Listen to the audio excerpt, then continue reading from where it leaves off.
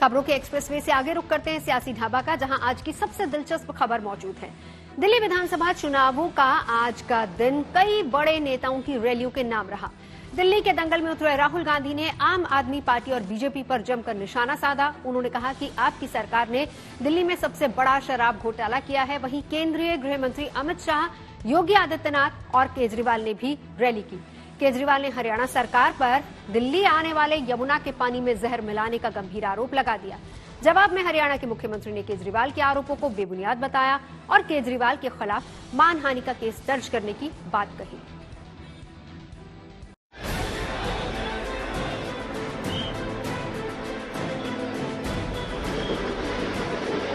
भारत माता की।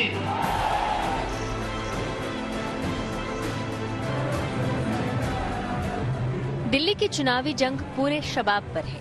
एक तरफ सत्ता में वापसी की ख्वाहिश, तो दूसरी तरफ वजूद बचाने की चुनौती और तीसरी तरफ तख्त पर बने रहने की छटपटाहट। आज कांग्रेस नेता राहुल गांधी ने वाल्मीकि मंदिर में पूजा अर्चना कर अपने चुनाव प्रचार की शुरुआत की। वाल्मीकि कॉलोनी के लोगों ने उन्हें पगड़ी भेंट की। कहा था कि साफ राजनीति लाऊंगा और सबसे बड़ा लिकर का स्कैम दिल्ली में हुआ है और उनके घर की आपने फोटो देख ली। नरेंद्र मोदी जी ने मुझे घर से बाहर निकाल दिया, फेंक दिया उठा के।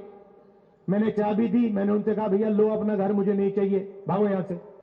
और केजरीवाल जी महल में रहते हैं। आरएसएस बीजेपी जो भाई को भाई से लड़ाते हैं, एक धर्म को दूसरे धर्म से, एक जात को दूसरी जात से, और बीच में केजरीवाल जी जो भी मन में आता है कह देते हैं। दिल्ली के सियासी पानी में आज जहर भी घुला।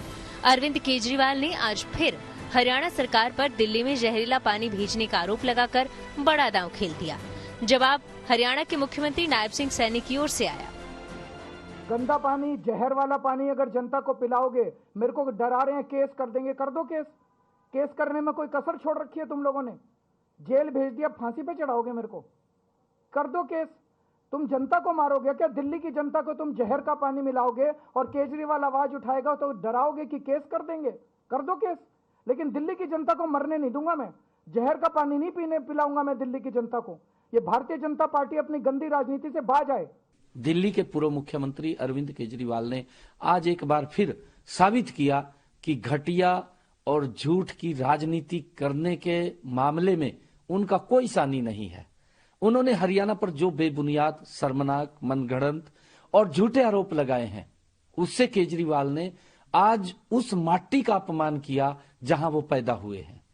हरियाणा के लोग यमुना को एक पवित्र नदी मानते हैं और इसकी पूजा करते हैं। हरियाणा के लोग भला नदी के पानी में जहर क्यों मिलाएंगे? केजरीवाल लगातार 2 दिनों से हरियाणा सरकार पर यमुना में जहर घोलने का आरोप लगाते आ रहे हैं। अब कांग्रेस भी केजरीवाल को झूठा बता रही है। कांग्रेस कह रही है कि केजरीवाल जब अपने वादे पूरे नहीं कर पाते तो इसके लिए दूसरों को जिम्मेदार ठहराते हैं। उनके खिलाफ कार्रवाई होनी चाहिए।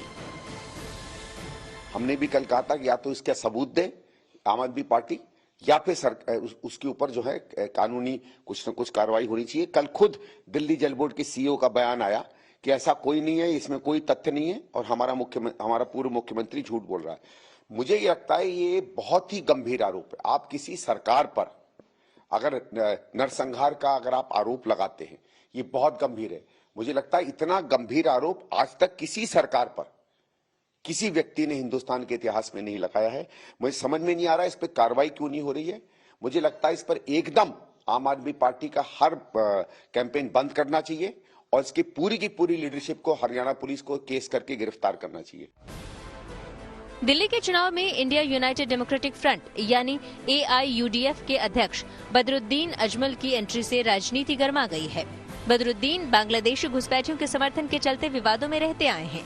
अब अजमल ने सेक्युलर ताकतों से दिल्ली के चुनाव में केजरीवाल की आम आदमी पार्टी का समर्थन करने की अपील कर दी है, जिसके बाद आम आदमी पार्टी पर हमलों की बौछार होने लगी है।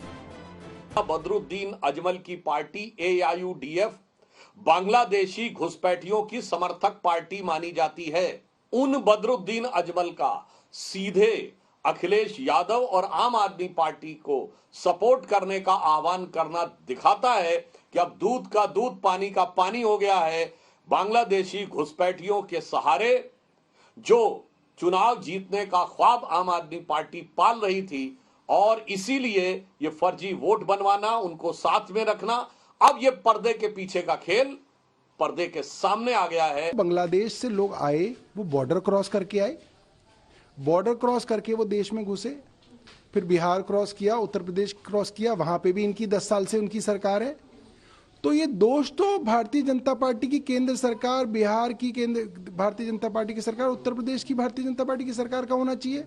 उन लोगों ने क्यों इतने सारे बांग्लादेशी लाने दिए? दूसरी बात, वहां की बांग्लादेश की प्रधानमंत्री जिनके रहते हुए इतने सारे इलीगल माइग्रेंट अगर आए हैं, तो उस बांग्लादेशी प्रधानमंत्री को बिरयानी क्यों खिलाई जा रही है हमारे देश में? दिल्ली की सियासत में हरियाणा से एक और कनेक्शन ढूंढा गया है। डेरा सच्चा सौदा प्रमुख राम रहीम को 30 दिन की पैरोल मिली। आज वो रोहतक की सुनारिया जेल से निकले तो सियासत शुरू हो गई। आरोप लग रहे हैं कि दिल्ली में विधानसभा चुनाव पर असर डालने के लिए हरियाणा में राम रहीम को पैरोल पर छोड़ा गया है। वैसे आंकड़ों पर गौर करें तो राम रहीम को 12वीं बार पैरोल पर छोड़ा गया है। देखिए, पैरोल के अपने कायदे हैं और सरकार उसी के तहत वो काम करती है। किसी को भी ऐसी वो नहीं मिल सकती है। ये बेहद आपत्तिजनक है। ये अक्यूज नहीं है, ये गिल्टी फाइंड किया है, ये कॉन्विक्ट है लाइफ इम्प्रिजनमेंट का। और अभी हरियाणा सरकार ऐसे अपराधी को, एक कॉन्विक्ट को दिल्ली चुनाव पर प्रभाव डालने के लिए उसको पैरोल पर छोड़ रहे हैं। दिल्ली का चुनाव नाक का सवाल बना है। गद्दी बचाने से लेकर गद्दी पाने की होड़ में हर तरह के दांव आजमाए जा रहे हैं। नेताओं को पता है कि चुनाव में आरोप लगाना आसान होता है। जब तक उसका सच सामने आता है तब तक चुनाव निपट चुका होता है। उन आरोपों का असर ईवीएम में कैद हो चुका होता है। इसलिए चुनावों के आसपास एकाएक आरोपों और बयानों की इतनी बाढ़ आती है जितनी पूरे 5 साल नहीं दिखती। Bureau report, good news today.